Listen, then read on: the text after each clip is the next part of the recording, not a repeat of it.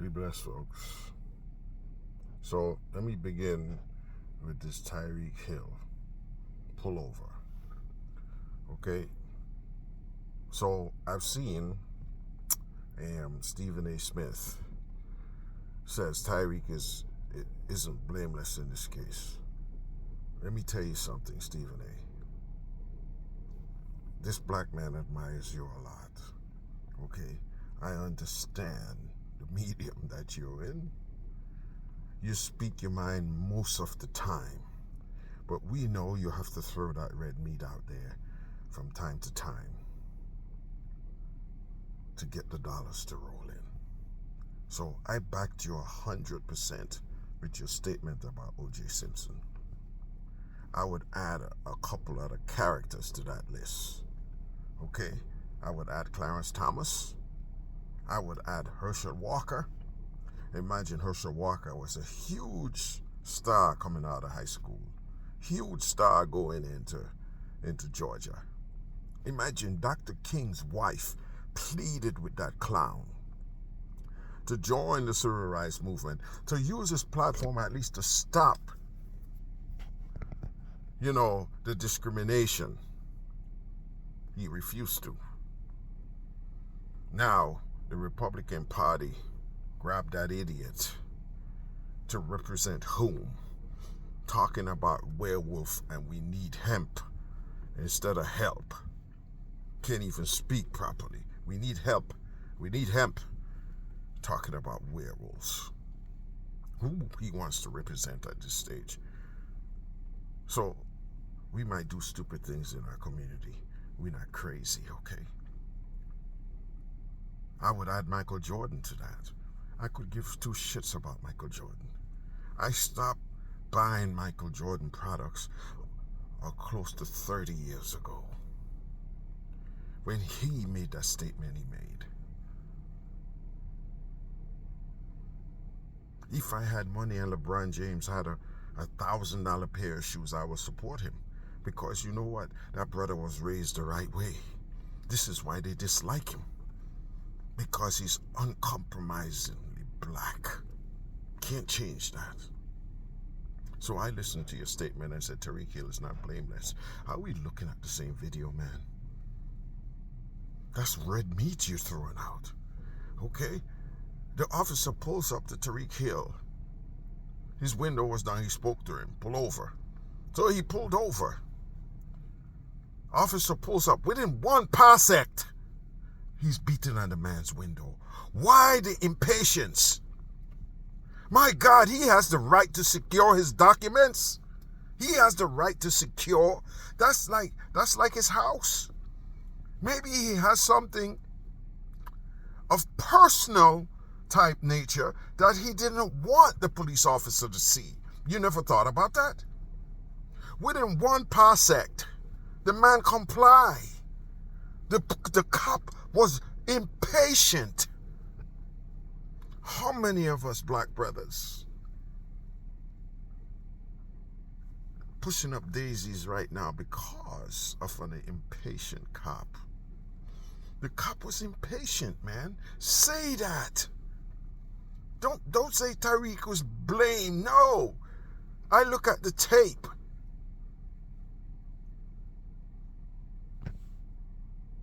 I looked at the tape. Don't throw that red meat out there. The cop was impatient. So Tyreek, within a parsec, he was tapping on the window while the man was securing his documents. He opened up his window, handed the documents, and tell the cop, don't be tapping on my window like that. The cop took that as an offense, okay? Instead of he goes back over to his motorcycle and run the damn license or whatever, he took it as an offense. This is freaking ridiculous when you say things like that. What are you supposed to do? Come out and give the cop a blowjob? He did everything he was supposed to do. Okay? The cop was impatient. Then it escalated from there when he pulled his window back up. The cop says to put your window down. Okay? He put the window down after a little bit of hesitation. He cracked the window. Okay? There's no law stating that a motorist has to roll the window all the way down when approached by law enforcement. We're dealing with laws here, not feelings, not emotions. Did you explain that on your show, Stephen A? So the man complied again. He cracked his window. The cop got irate again, telling him, if you don't roll that window down, he didn't say all the way. He said roll it down. It was cracked, so we have to assume he meant roll it all the way down. That's not a lawful order, Stephen A. Did you explain that to your audience? That is not a lawful order, and Tyreek had the right to deny him that. Well, he proceeded to say, we're going to break the window, and furthermore, get out the car. Then, Tyreek opened the door. He didn't even have time to get out of the car. They dragged him out, knelt on his back, smashed him to the ground. Oh yeah, you uppity ass N-word. You must listen to us. Respect my authority. What video are you looking at, Stephen A? Tell me, explain that to me. What video are you looking at? Now, initially, Tyreek was wrong for what it appears to be he was speeding. There again, the officer has nothing to produce in court that Tyreek Hill was speeding. Zero. He didn't even charge him with speeding. He charged him with the upper statute, reckless driving. Well, how could he prove that he was recklessly driving? By the sound?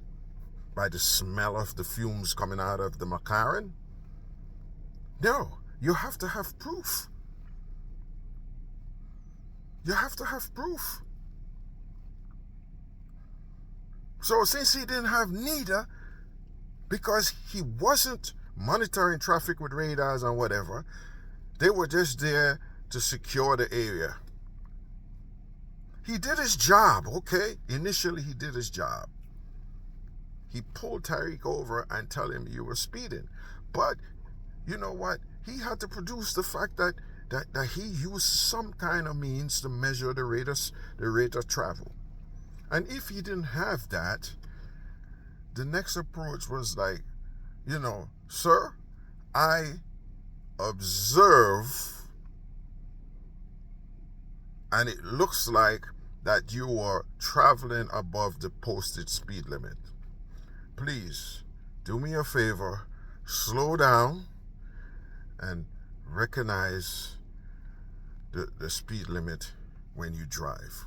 Have a nice day. That's all should have happened. He wants to write a ticket for reckless driving. How fast was the driver traveling? Fill in the blanks. And you are throwing red meat out there and saying Tyreek is not blameless.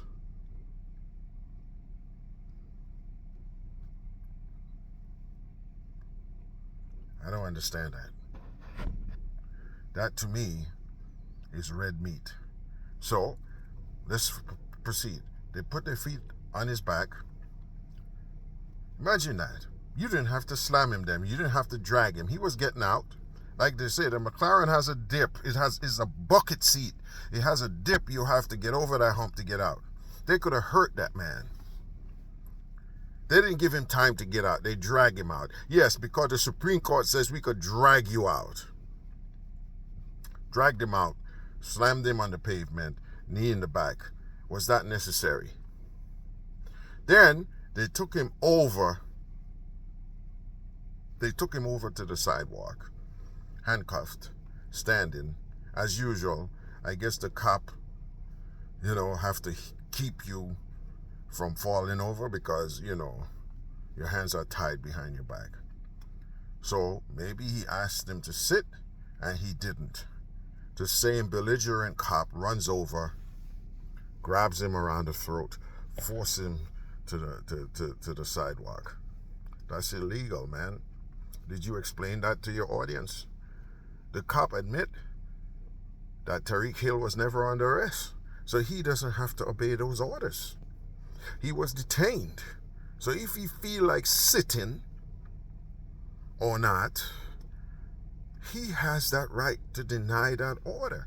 No, I prefer to stand.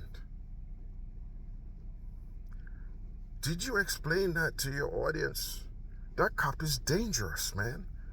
That man went from 0 to 60 in 0 point whatever.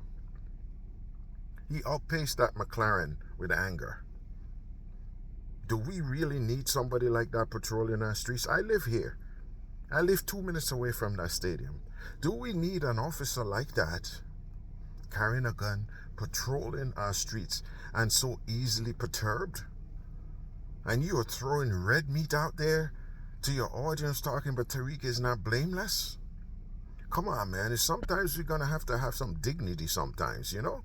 That's like the Fiddler effect, you know? Fiddler was fine with calling people guinea man, calling his own guinea man, and he wanted to keep his pine floorboards and drink the master's liquor. Sometimes you gotta walk in the dirt, man. Sometimes you have to have that dirt floor. Keep your dignity. Okay? You have to keep your dignity sometimes, man. What that cop did was wrong. Don't try to spin for your audience that Tariq somehow was blamed for this.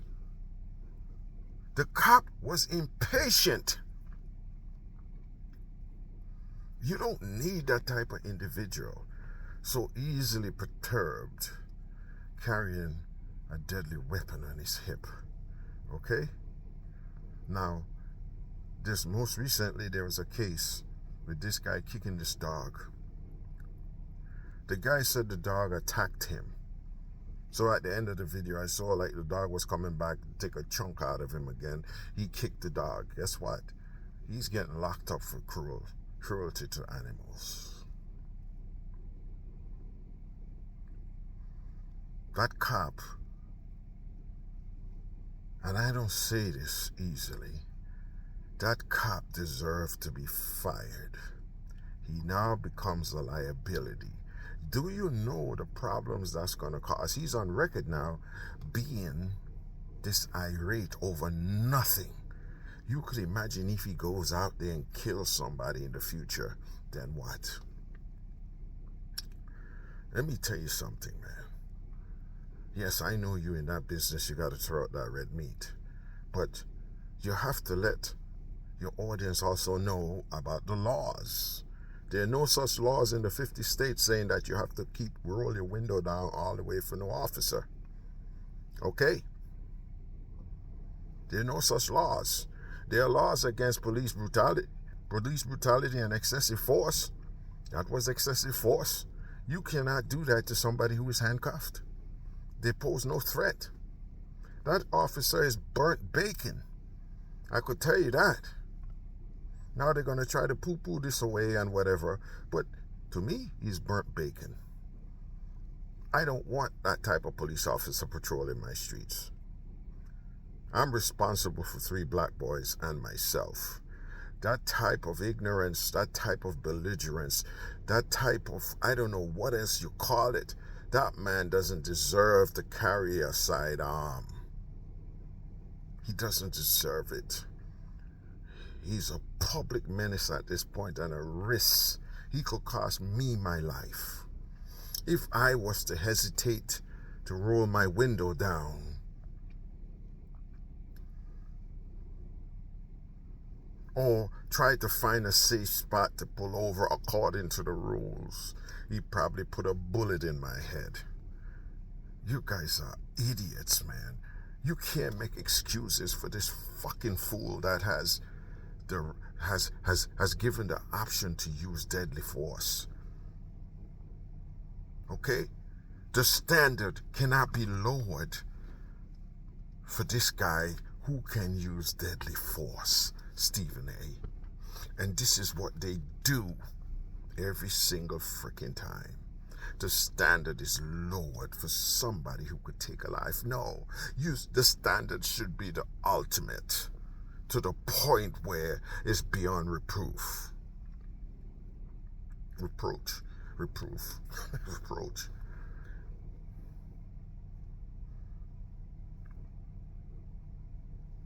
I don't agree with you this time, Stephen A. When coming to the judgment of an officer, and everything they do, the standard is always lower. Why? The standard cannot be lower. Do you know in the military, if somebody was to kill a civilian, they could be court-martialed for that, even sent to prison?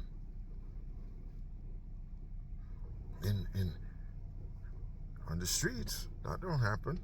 We always making excuses for cops taking lives because the standard automatically is lowered, is even lower than in a conflict or an active war.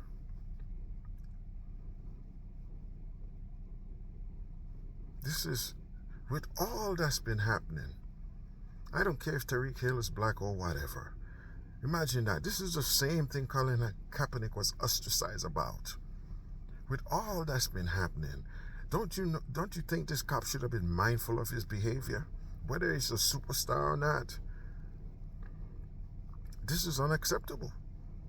What you have done is unacceptable, sir. You are throwing red meat to your audience. It's unacceptable. So, let's go now to the debate last night. Listen, folks, I don't care about no debates. Like I said, I'm a union man. I don't support racism, so I would never vote for a Republican. So, I went to bed. My wife looked at the debate. She tells me, do you know Kamala Harris is the one that initiated contact with Donald Trump, walked over to shake his hands?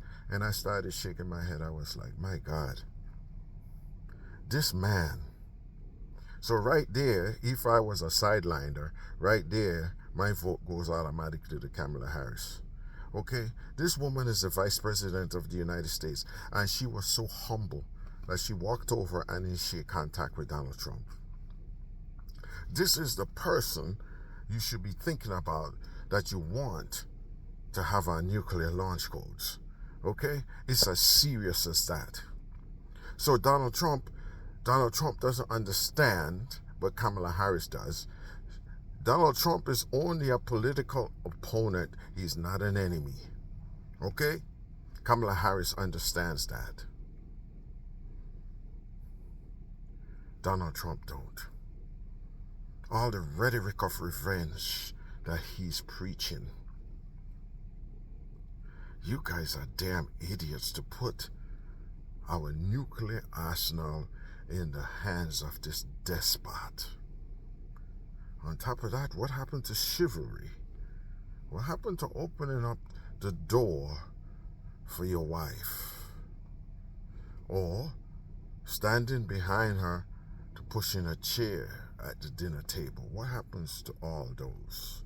No, Donald Trump just grabbed them by the pussy. You know, women are beneath him. People who are poor is beneath him. But he has a disdain for women. That's a psychosis that is dangerous. He thinks women are beneath him. That's why he didn't initiate contact with Kamala Harris first. She's black, she's a woman, she's beneath him. So these are the little things that you guys need to look at in a person's demeanor. You so-called Christian America. So the book says, kind words, soft words, with calm a raging storm. That's what Kamala Harris did. She could have been obstinate like Donald Trump. She initiated contact first, being the vice president of the most powerful country on earth. She initiated contact first. Yet you guys want to talk about her joy, want to talk about her smiling all the time. You're clowns. This is the person you need